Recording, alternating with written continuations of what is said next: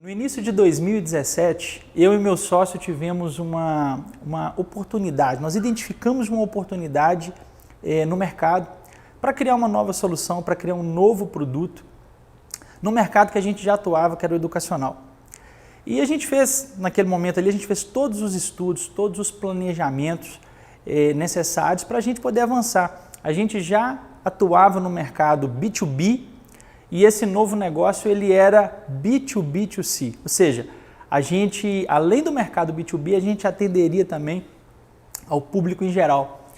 E a gente fez diversos estudos, conversamos com muita gente, com muitas empresas que já atuavam no nosso segmento, validamos o negócio dentro da nossa perspectiva e fizemos o projeto técnico e falamos, vamos executar.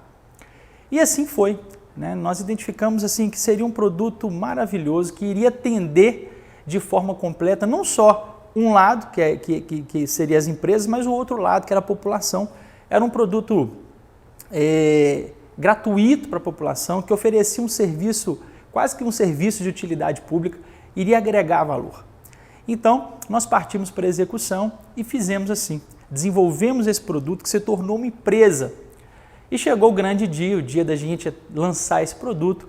Então fizemos um evento maravilhoso, convidamos instituições de ensino do Brasil inteiro que vieram para Belo Horizonte, no Ouro Minas, palestrantes renomados no segmento educacional. Correu tudo bem, tudo certo, Fizemos o lançamento da solução. Bom, pós-lançamento, a gente tinha um budget, a gente tinha um orçamento para investir em publicidade. A gente já estava fazendo isso, intensificamos, pegamos ali um mês, porque nós imaginávamos que seria, a partir desse momento, a roda começaria a girar, e a coisa fluiria após esse investimento nosso. E a gente, no primeiro mês, a gente gastou todo o budget que era para um mês, imaginando que essa ponta, o consumidor, o público em geral, ele iria achar que o nosso produto era maravilhoso, assim como a gente achava. Ele iria entender aquilo e de maneira natural, talvez até no boca a boca, a coisa fluiria. E não aconteceu assim.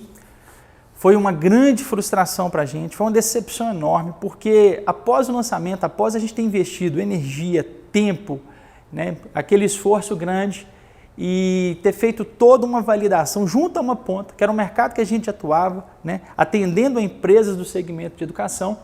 A gente já tinha feito essa validação, mas não tivemos o devido cuidado de fazer isso com o público, porque nós imaginávamos que o nosso produto era tão legal, era tão bacana, ia ajudar tanta gente, que a coisa iria de forma quase que natural.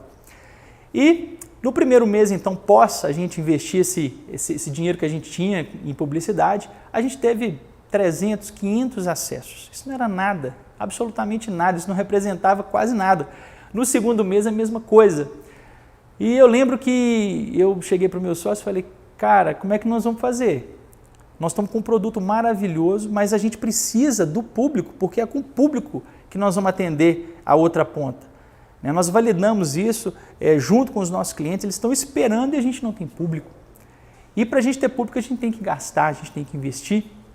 E a gente não tem grana para pagar o Google constantemente nesse sentido.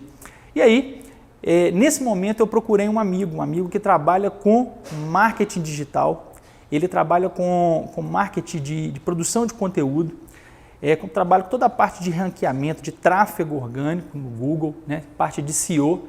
E eu fui conversar com ele, eu falei, cara, tudo bem? Trabalha numa grande empresa.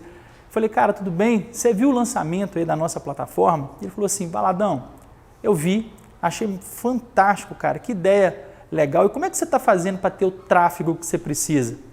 Para ter pessoas na sua plataforma? E eu falei, pois é, cara, é exatamente isso que eu quero conversar com você. A sua expertise é essa. E a gente não está conseguindo. A gente validou com uma parte, achando que o nosso produto seria muito bem aceito, que a coisa fluiria e não aconteceu isso. Nesse momento, eu lembro que ele segurou um pouquinho e depois ele não poupou. vamos falar assim, ele me detonou no bom sentido, tá?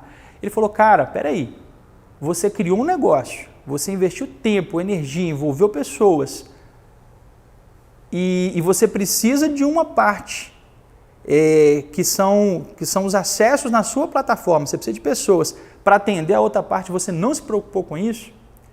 E ele começou a pontuar, ele falou, você não deveria ter feito assim, você deveria ter começado, se você queria algum resultado agora, você deveria ter começado há pelo menos um ano atrás. E ele foi pontuando ali e, de certa forma, criticando no bom sentido, né, a minha atuação, a forma que eu conduzia a coisa. E eu lembro que eu fui tendo, no primeiro momento eu fiquei com vergonha.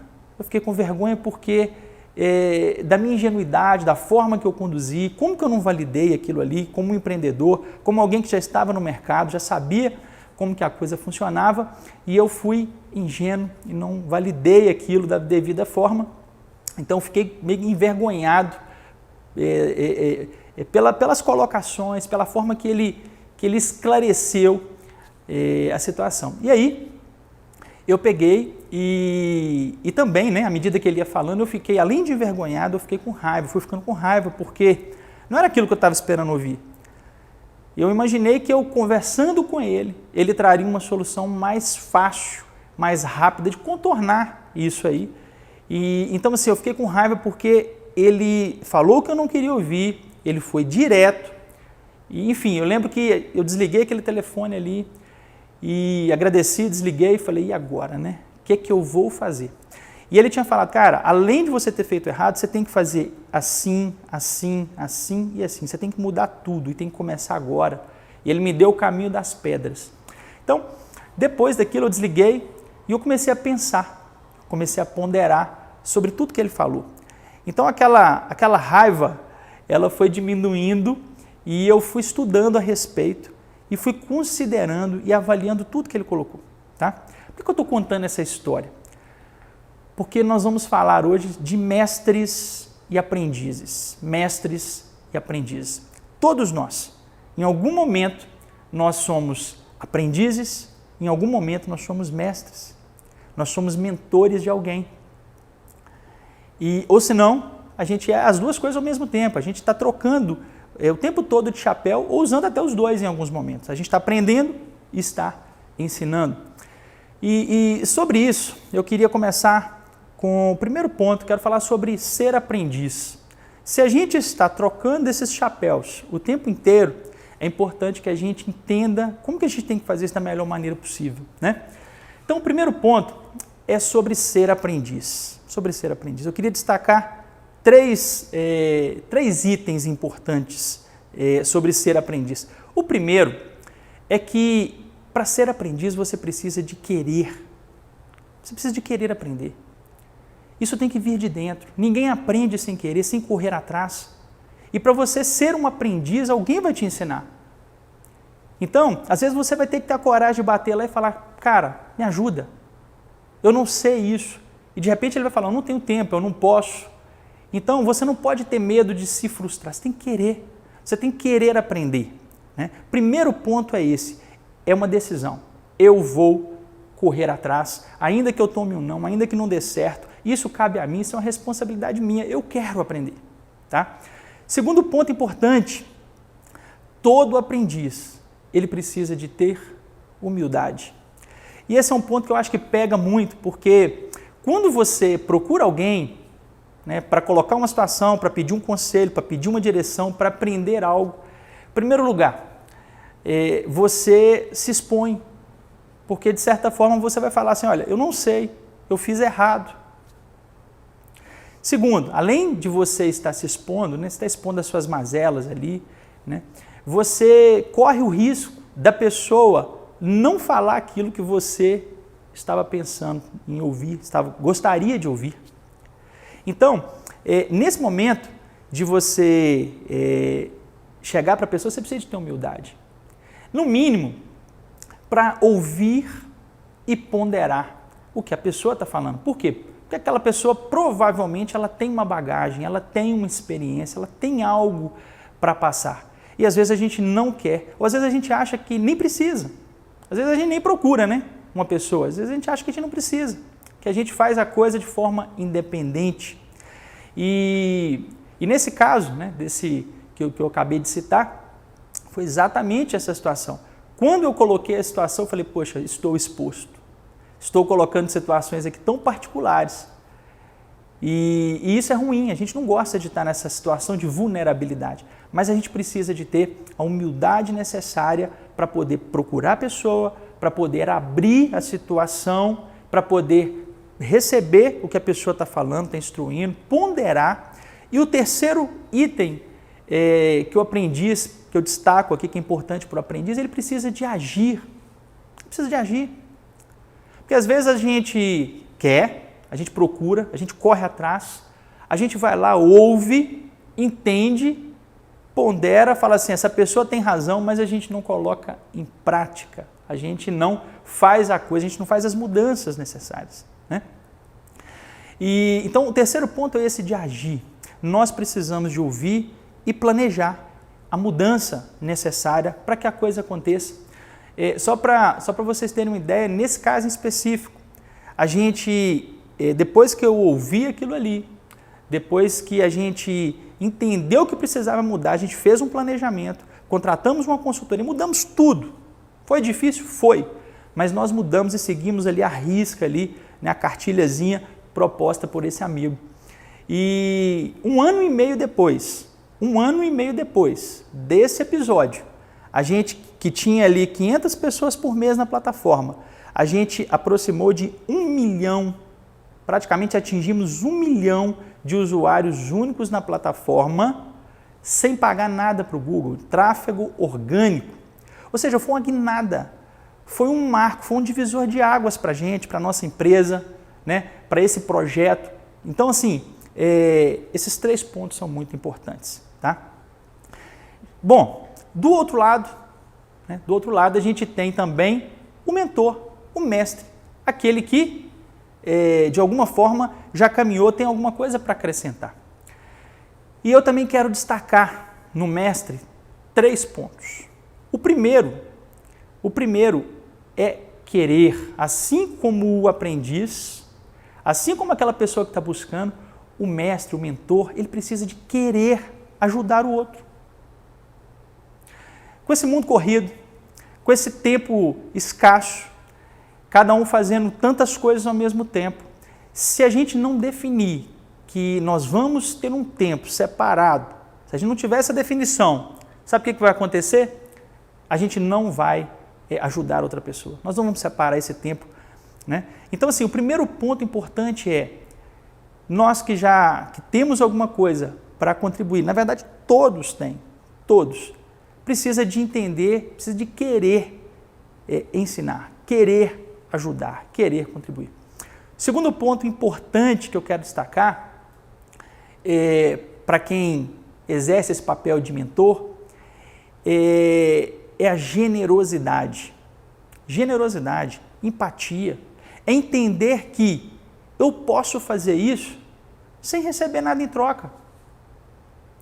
Da mesma forma que eu precisei e às vezes estou precisando, eu posso também fazer isso para outras pessoas.